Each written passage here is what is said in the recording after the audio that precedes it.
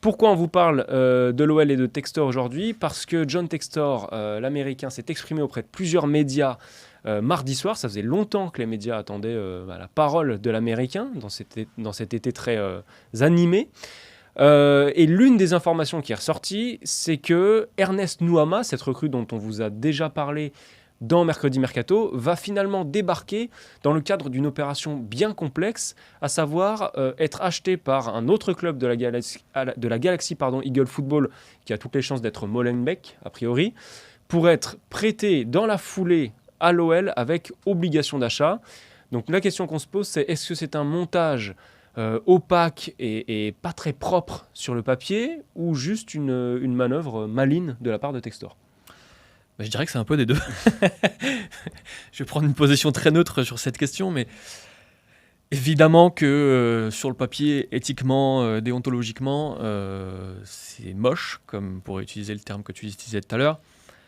Maintenant, c'est pas illégal, en tout cas c'est pas suffisamment encadré, et il sera très difficile pour les instances françaises de démontrer que ce transfert, en tout cas ce prêt, est illégal. John Textor le dit depuis le début, il n'a jamais été d'accord avec les restrictions infligées par la DNCG. Il a aussi dit d'ailleurs, encore une fois, que Jean-Michel Aulas lui avait caché certaines choses, que bref, il n'a pas eu la situation à laquelle il s'attendait au moment où il a racheté le club. Et finalement, il use d'un mécanisme qui a déjà utilisé par de très nombreux clubs, depuis assez longtemps maintenant. On se souvient du Citigroup qui a été assez précurseur sur ce domaine-là avec Gérone et avec Udinese notamment.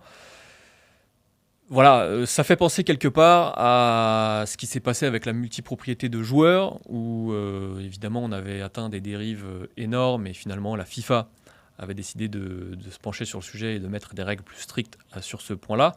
Là, on sent que les instances européennes, et même la FIFA et même nationales, sont complètement dépassées par ce phénomène-là, qu'on peut observer aussi, même si c'est un petit peu différent, à Strasbourg. Et finalement, c'est un nouveau symbole. Nuama va être un nouveau symbole des dérives du football actuel. Alors, c'est plus étonnant. Est-ce que c'est déplorable? Oui. Est-ce que c'est légal? Malheureusement, pour le moment, oui. Alors, oui, il y a déjà eu plusieurs exemples, mais en fait, ce qui choque, c'est que c'est assez peu arrivé en France quand même. On a parlé Oui. on a parlé de l'exemple de Troyes avec Savigno, qui avait été acheté pour le Citigroup par les Stacks pour être prêté au PSV Eindhoven, et qui aujourd'hui est prêté à Girone. En gros, il va jamais porter le maillot de Troyes.